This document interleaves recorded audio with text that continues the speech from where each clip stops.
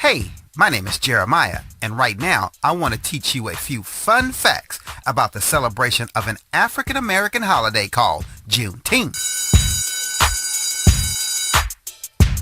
Starting off, when you look at the history of the United States of America, it wasn't always pretty.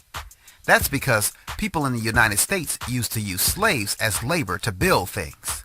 But that is where the celebration of Juneteenth comes into play, because it celebrates the end of slavery with the Emancipation Proclamation being signed by President Abraham Lincoln on January 1st in 1863. What this did was it required those states that seceded from the Union, meaning leaving the Union during the Civil War, who held slaves to no longer hold their slaves. Now, even though Abraham Lincoln had signed the Emancipation Proclamation, there weren't a lot of Union soldiers there to enforce the law, and it took a long time for the last of the slaves to hear the news.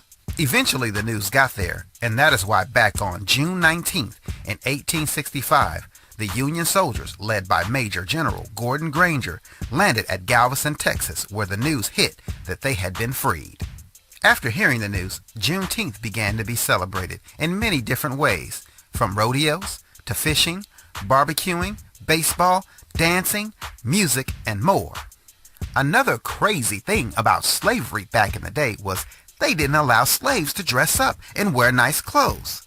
So, when the news of Juneteenth hit and they began to celebrate, it was always a big thing to go out and be your best dressed on Juneteenth holidays. Now, you heard me mention the word holiday, and actually in Texas, Juneteenth became an official state holiday through the efforts of a man named Al Edwards, an African American state legislator.